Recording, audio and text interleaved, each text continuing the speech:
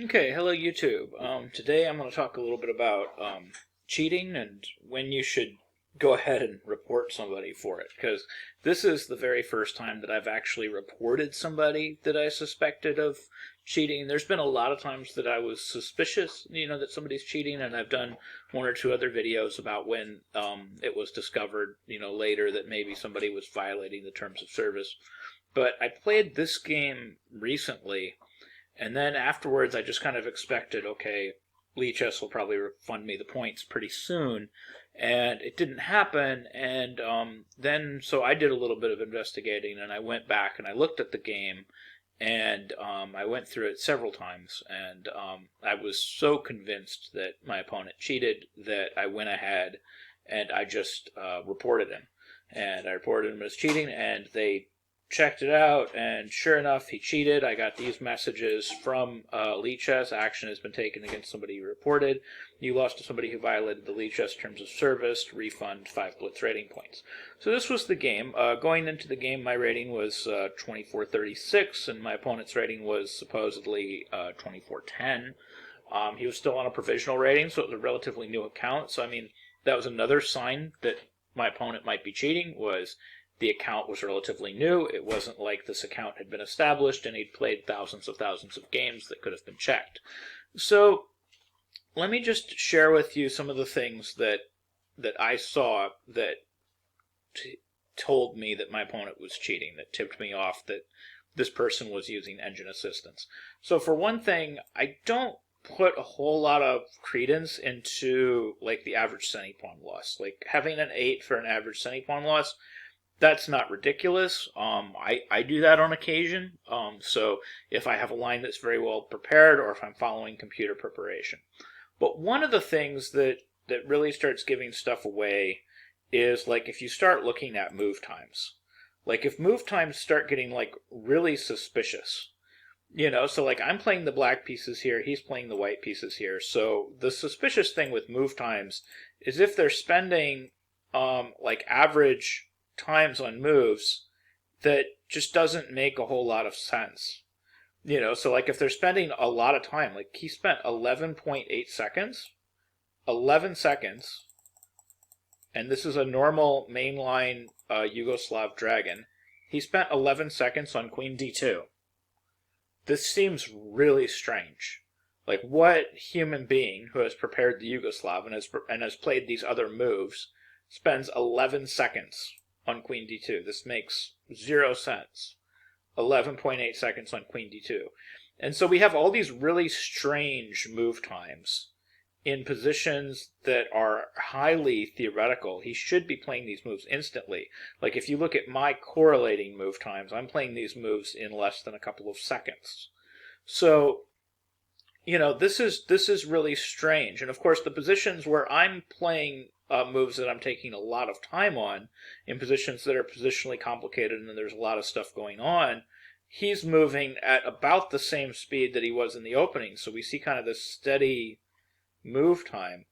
And the it's just really strange. So like the move times in the opening are really strange. Why are we spending time on something that we should have theoretically prepared? 11 seconds on queen d2. This makes 0 sense. So then if we continue to go forward, there's a couple of things that come out and strike me as ridiculously odd through the course of the game. Like there's a couple of moves, not just that they're good moves, that's not what disturbed me. It was the types of moves they were. Like none of these moves shocked me. This is all theoretical. This is all standard. I mean, a lot of this stuff has been played before. This is nothing weird. Even Rook H2 is a lot of people play this as just a matter of their opening preparation. So then, B5, I mean, nothing is strange so far. B4, really good move, but still not outside of the realm of a human player. But now things start getting weird. Okay, so for starters, he plays knight takes b4, b5, which is, I mean, I could see a human doing this. Queen b7, rook d1.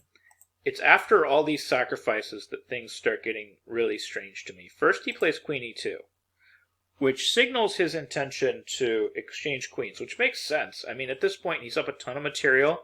His advantage has kind of climbed to He's at like +3, +4 right now. He's got a huge material advantage, but in exchange for that, like on a human level, he's got a pretty open king, and I've got a little bit of play for it. So I play queen takes g4. Now here's the thing. Usually when human beings have large advantages like this, they will try to simplify things. They'll try to exchange queens. Right? Now, not only did he not exchange queens, he plays a move that's just downright odd. And this was the move that really gave it away for me. This was the move that said, no human being does this. Because when you're playing these types of positions in a Yugoslav or whatever, you never play the move h6. This is a computer move. I mean, pushing the pawn after putting all this effort into creating this wedge to open up the black king. And even here, opening up the black king is something that's desirable. This is something that we want to do under all conditions. His king is unsafe. He would like to make my king at least a little more unsafe. A human player would look at h6 and say, okay, after h6, bishop h8, I'm not gaining anything except a permanent weakness on h6. No strong human player would play pawn to h6 here, period. Like, they're either going to play h takes g6 or they're going to exchange queens. That's it. Those are basically the two candidate moves. They might rip a pawn if they're really brave. They might play knight takes a7 or something crazy. But they're definitely not playing h6. And it was this move, h6, that really, once he played that move, my radar was like way up. I'm like, this guy has to be cheating. And of course, if we look at where he played h6, he spent 3.4 seconds on h6. I mean, it's a huge decision. And it's an insane move. It doesn't make any sense. No human would do this. I mean, it's the computer's top pick. If I turn on the engine says that h6 is the number one move. And of course, that's another hint, is he's always picking the computer's top pick. He's not picking number 2 or number 3. It's always the top pick. So it's a huge indicator that he's cheating. But yeah, this move was really the key one. But also, what happens next? Again, we don't, he could just as easily, instead of playing knight takes a7, he could just as easily exchange queens, gain a tempo against my knight, and then play knight takes a7. But instead, he keeps the queens on the board even longer. I don't know any human being that would do this. Especially with all of the risks that are going on the board, all of the possible checks, and his king still being in the middle. I don't know any human being with such a huge material advantage that would be brave enough to keep the queens on the board. And for so long, like after rook c7, again, he doesn't exchange. He plays rook h3, which is, again, like the computer was trying to decide between knight to b5 and rook h3. I don't know a human that would go to a lot of effort to make that decision. Again, I think a human being would just exchange and then maybe retreat the knight and just get out of trouble. Or in this case, probably you would just retreat the knight. I don't think you'd think about it very long. Rook h3 while your knight is still hanging on a7, that's a really odd move. And I think only a computer would play it. I don't think any human being would play that move. They would play something else. They would just get the knight out of dodge. They would play knight to b5 and just hunker down with their material here. So this sequence right in the middle here, like really starting with, moves, 19, 20, 21, 22. These are like only computer moves. Like no strong human player would play this. If you give this position to Magnus Carlsen, he's not playing h6. He's just not. He'll play hg6. He'll exchange queens and maybe grab the pawn on a7, but he's not going to play h6. And he would have just as big of an advantage, by the way. So I mean, it's just as reasonable for a human player, instead of h6, to play something simple like h takes g6, h takes g6, and then play something like queen takes e4, knight takes g4, move the rook, say rook h3. This is just as reasonable. We're still at +3, +4. So I mean, this is just as reasonable. It's not like we're doing anything insane here. We're not stepping outside the bounds of reasonable chess. But yeah, h6 in this position, this is insane. No human does this. And that's really what gives it away. So like, there's really two things that give away that this person is using an engine. It's the move times in the opening, these extremely long move times on really simple moves, and it's these really anti-human human moves, like playing h4, h5 to exchange on g6, and then just pushing the pawn. These avoiding the queen exchange, not exchanging queens, not initiating a queen exchange, not pulling your knight back when you have the opportunity to get it out of danger. I mean, these are dead giveaways that you're using an engine. These aren't moves that I would play without engine assistance. So, I mean, it's not that, okay, this guy has an 8 average semi-pawn loss, it's really low. Humans are capable of that. We can do that. But a human game just looks a lot different when we do that. We play the opening much quicker, and we make slightly different choices. It won't be the computer's top pick. It might be the computer's second pick or third pick. But we're going to make much more human choices, much more intuitional choices. So anyways, that's kind of how you spot a cheater, I guess. And like I said, I reported this guy. This is the only guy I've ever reported. The only guy I was like 100% confident was cheating. And I got the points back. Action was taken against him, and you lost to somebody who violated the fair play policy. And yeah, I'm 100% convinced that this guy was using engine assistance during this game, and possibly during others.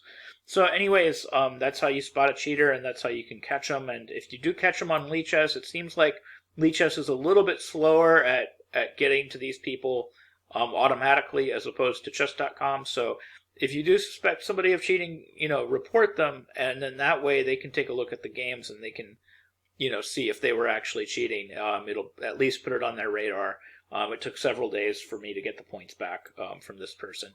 But it'll certainly help for those of us that just want to go online and want to play a fair and legitimate game against human competition. If I want to play against my computer, I can play against my computer. I don't have to go online and play against somebody that's cheating just because they want to say that they beat, a titled player or something like that. I don't understand the appeal. If it's not him beating me, I mean, I already know Stockfish can beat me, so I don't know why he's doing it. I don't know what he's getting out of it. And certainly, if I'm going to go into a game, I want to know ahead of time that I'm playing Stockfish. I'm probably going to play quite a bit differently if I know that I'm playing against a computer as opposed to a person. Well, anyways, that's pretty much it. That's how you spot it. And if you do spot it, you should report it so we can keep the play on the websites clean. And hopefully, if we just keep reporting these guys and getting them out of there, we can all just play games where we can feel confident that the games are legitimate. I think most of the games that I play on lichess are, against legitimate opponents that are not using computer assistance. So I feel like in that sense, it's a good website. And, the same thing with chess.com. They're very good at getting rid of these guys really quickly. And I think we should be grateful for that. And as much as we can, we need to look out for things like this. And when we spot them, we need to go ahead and, report them. And like I said, this is the only person I've ever reported, so I've reported exactly one person.